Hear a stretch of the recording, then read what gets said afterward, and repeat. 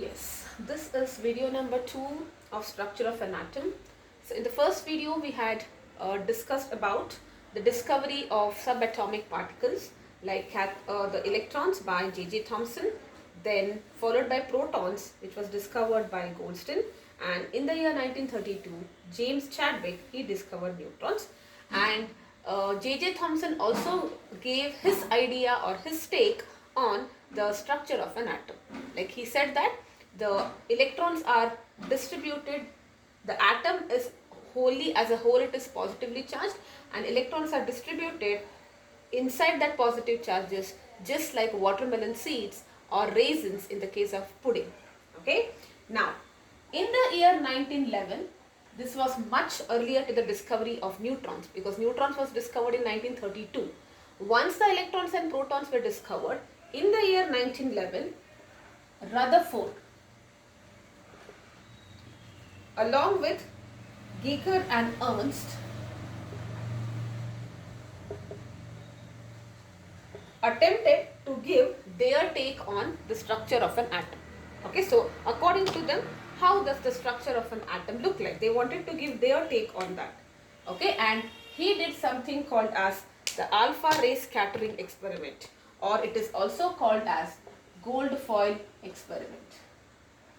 Alpha ray scattering experiment, or since gold foil was used in this experiment, it is also called as the gold foil experiment. So what he did was, he took alpha rays. What is alpha rays? I told you in the discovery of neutrons, it is nothing but helium nucleus. That is He2 plus. Because helium has 2 electrons. If you remove both the electrons, it becomes just a nucleus with 0 electrons. And that should be positively charged. So we say alpha rays are also positively charged particles. Okay. So these alpha rays were made to be incident on a lead plate. So this was your lead plate. Okay. And from them, the rays could penetrate through the lead plate, and then it was incident on a very thin gold foil. The reason why gold was chosen, because gold is the most malleable and ductile element. You could draw very, very thin sheets of gold such that the alpha particles could easily penetrate. Okay, and there's a beautiful diagram in your textbook. You can just refer that also, but I'm just trying to draw the best of whatever takes me, so that I can explain this experiment perfectly to you. Okay, so alpha rays were penetrated through the lead plate, and then they passed through the gold foil, and from there they could penetrate, and he could see that the screen was getting illuminated. Okay, so this was your screen. Alright, now this was the expectation. Now what he did, some observation. Now this was his experiment. Let us list his observations. Observations number 1, he thought that figured out that most of the alpha particles passed very easily to the gold foil, and they illuminated the screen.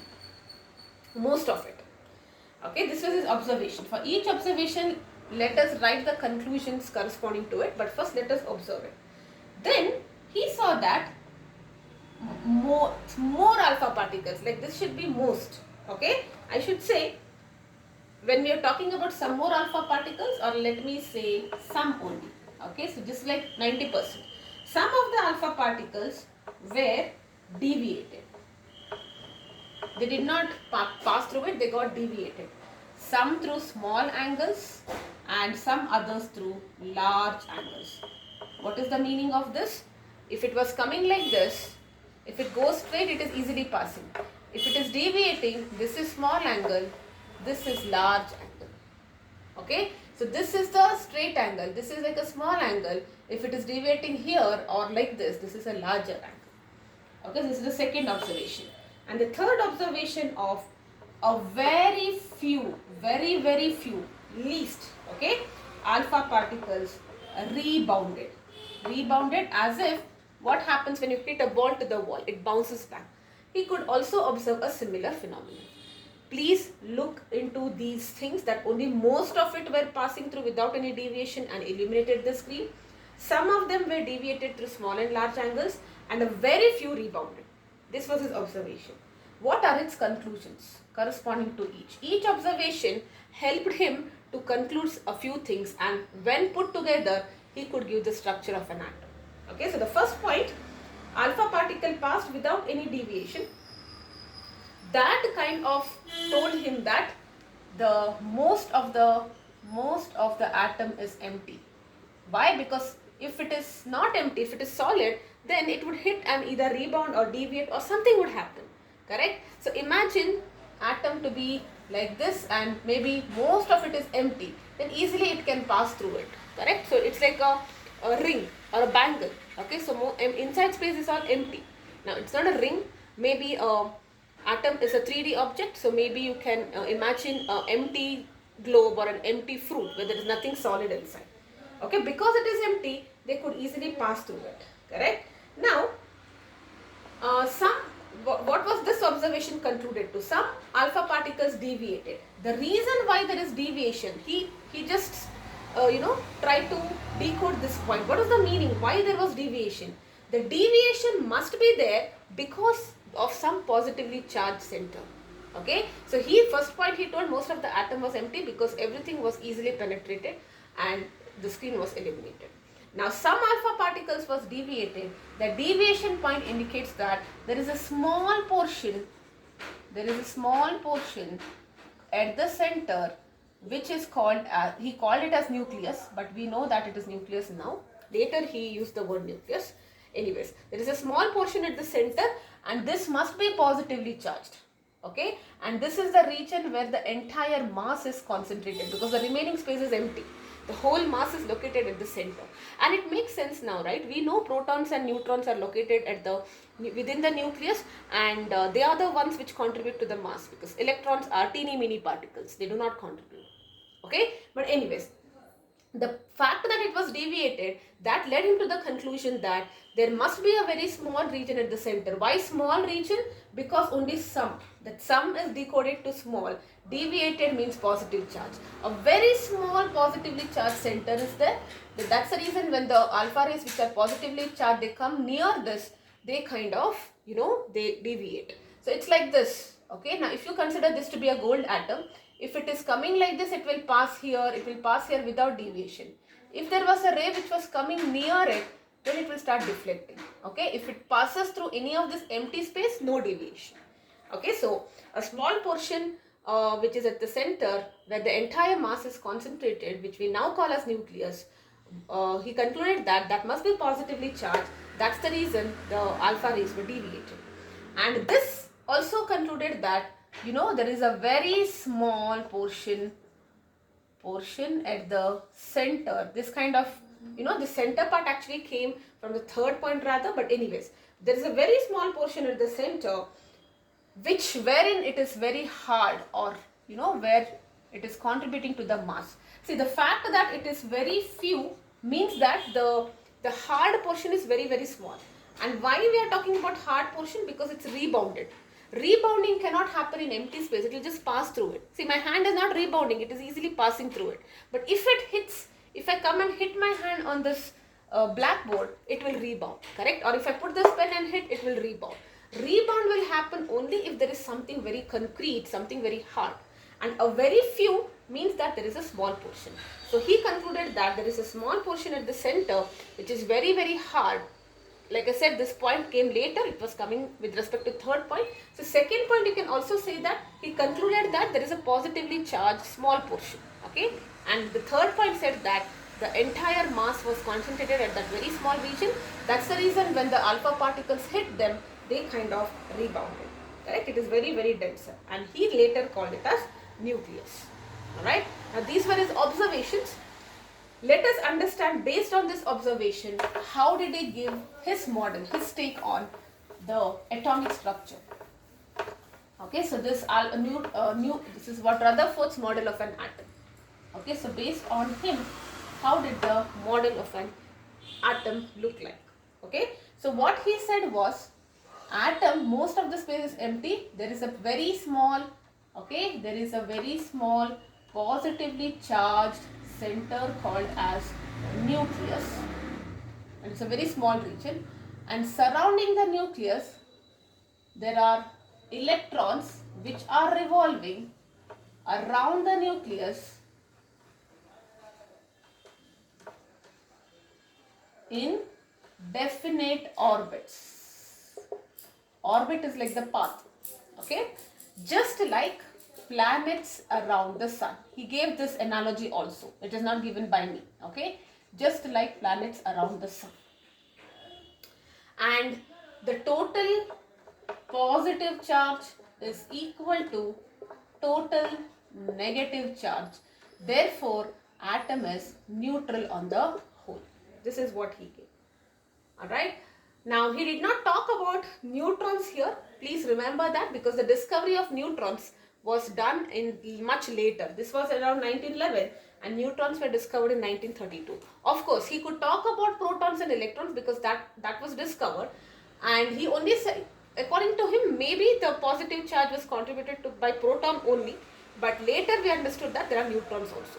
Okay, but anyways, so this model is only telling about that. It is like the nucleus is like the sun and the electrons are like the planets. There is a positively charged center at this which is called as the nucleus, and electrons keep revolving around the nucleus just like planets around the sun.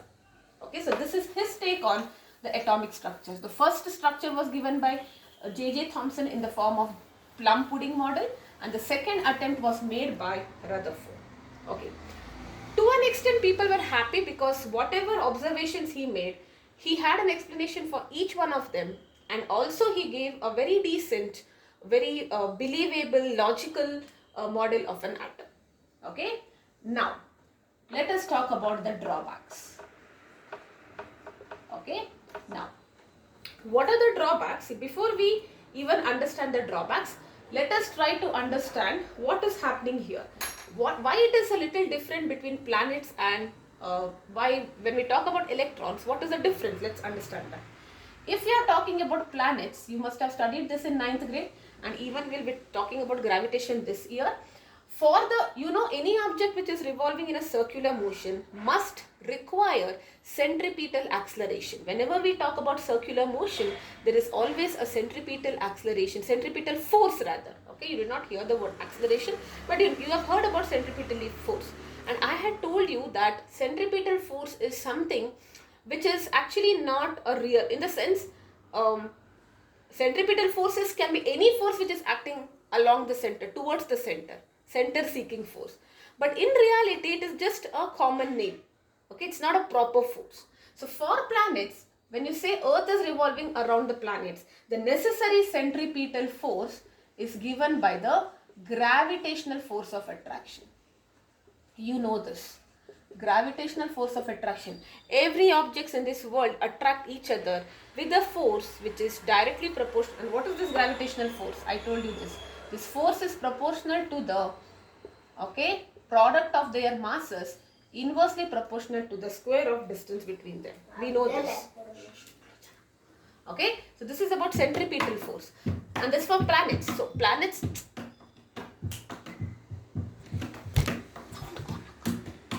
planets are revolving around the sun, so the necessary centripetal force is provided by the gravitational force of attraction. Alright, now what is happening to the electrons? When electrons are revolving, according to his model, electrons are revolving around the nucleus, correct? Who is giving the centripetal force?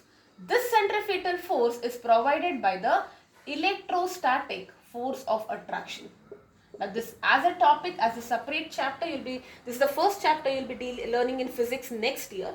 But anyways, what is this electrostatic force? This is gravitational force. This is electrostatic force that is also proportional to the product of charges and the distance between them. Inversely proportional to the square of distance. It is very similar. Here you have masses, here you have charges. Okay, so whenever you have two charges, there is always a force. Now I cannot say, in this case I will say it's force of attraction because one is positive, one is negative. But in general, between any two charges there is a force. Alright, that force is causing them either to repel or to attract. If now nucleus is positively charged, electrons are negatively charged, right? So they are having a kind of attractive force. Because of that force, they are able to have that centripetal motion, or what is that, uniform circular motion rather, I should say, and the necessary centripetal force is given by the electrostatic force. Okay, so this is just for your information, so that you understand, you are able to relate the gravitational force and electrostatic force. Actually, in physics, you have one more which is called as magnetic force. All the three are cousin brothers. They all look the same, right? Look at that. Proportional to something, product of something, inversely proportional to the distance, always. Okay? Here we are talking about masses. Here we are talking about charges. This is what we know. Alright? Now let us understand the drawbacks. The drawbacks came till for a while people were very happy with his discovery, and because everything was logical, it was all intact, perfect. But the drawbacks came when Maxwell, gave his theory on electromagnet. So he gave his theory called as the electromagnetic theory, which we will learn in some time. But what is that electromagnetic theory? According to this theory, every charged particle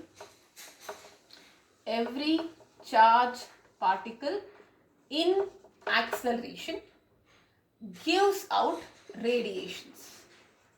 This is the statement he made. Okay, so if you have a charged particle and it is accelerating, then it should give out radiation. Okay, now because of this theory, this model became a big failure. How? Because, see, let us talk about this. Now, in the case of planets, it is not valid. Okay, why? Because planets are not charged particles.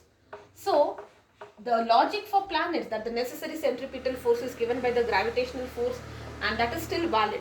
Okay, because it is not, this theory itself is invalid in the case of planets because they are not charged particles.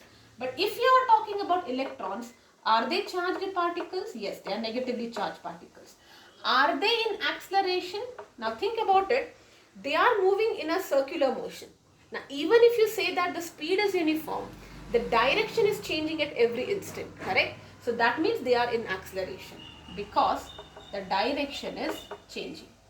You know, acceleration is a vector quantity, rate of change of velocity it is, not speed.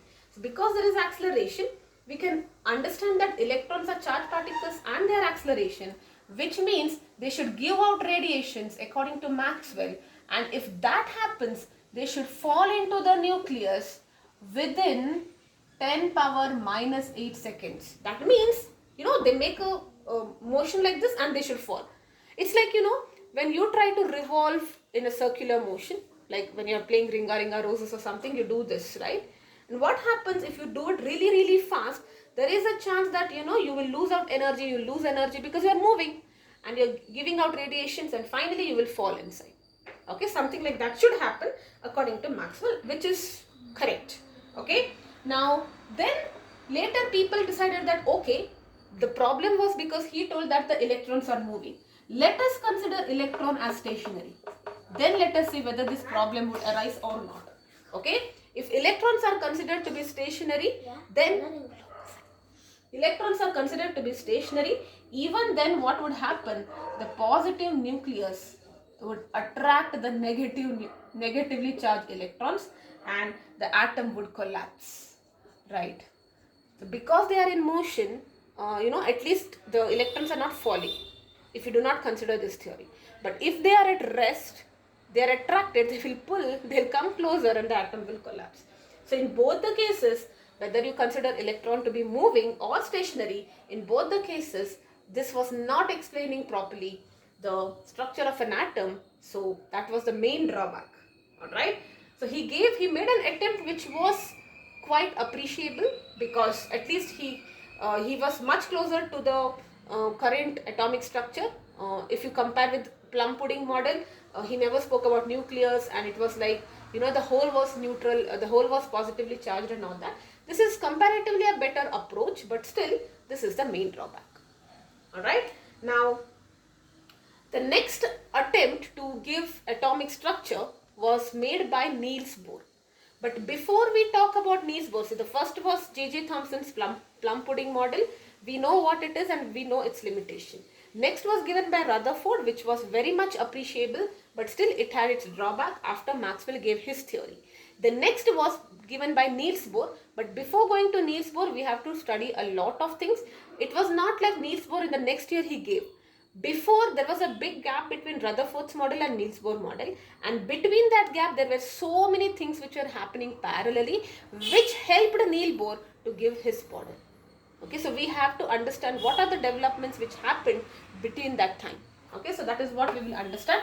But before we understand all those things, there are some key things which you should know, which you already know, but let us revisit all of them once so that it becomes clearer, easier for you. Okay, so the first one is, what is atomic number? Atomic number is represented by capital Z. It is nothing but the number of protons or electrons in the case of neutral atom. So you have to write the word neutral, because if it's not neutral, then it becomes an ion, and if there is an ion, electrons can be gained or lost as well. Correct? So when the atom is neutral, the number of protons and electrons are equal, and either of them will be your atomic number. And this is basically giving you the identity of an element. Identity of an element is actually given by protons, because protons are the ones which are very secure inside the nucleus. It is not that easy to make the protons out of the nucleus. But if it happens, as in the case of nuclear reactions, then it loses its identity. Just like we have an identity because of our genes. Correct? So we have studied in bio that genes are responsible for the look and feel or any habit of us. It's like a code there. Same way, each element has an identity because of its protons. Gold is gold because it has these many number of protons. Oxygen behaves like oxygen because it has got 8 protons. Carbon is like carbon if it has 6 protons. If it is taking one extra proton by some chance, then it becomes nitrogen. And carbon and nitrogen are so different. Correct? So that is what I mean. Okay, so next is mass number. Mass number is denoted by capital A. It is basically number of protons plus neutrons, which we together called as nucleons. Whatever is present within the nucleus. Number of particles, that is protons and neutrons within the nucleus. That's the mass number. Okay. Or we can also say that mass number is protons plus neutrons. Protons I can represent by Z, right? So we can also use this. So if I know 2 of them, I can easily calculate the third one. Okay. Also, let us try to learn what are isotopes and isobars. Isotopes are the elements with the same atomic number, different mass number. Okay, different A, I should say that. Yes. So if you are talking about hydrogen, look at that. This is it. These are the 3 isotopes.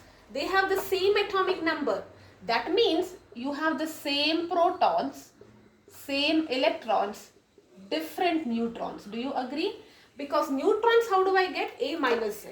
If the A is different, neutrons will be different. So all of them have the same number of protons, that is 1. Same number of electrons, that is also 1. But this has 0 neutrons, this has 1 neutron, this has 2 neutrons. Okay? So this, even if you're talking about carbon, C12, C13, sorry, 613 and 614. These are the 3 isotopes of carbon. Okay, so they have the same number of protons. All of them have 6 protons, 6 electrons. This has 12 minus 6, A minus Z. 6 neutrons, 7 neutrons and 8 neutrons. Okay, now when I say isotopes, they are basically same element. Do you see that? They are all hydrogens, they are all carbons. But let us talk about isobars. Isobar is the opposite. Same atomic, same mass number, different atomic number. What is the meaning of this?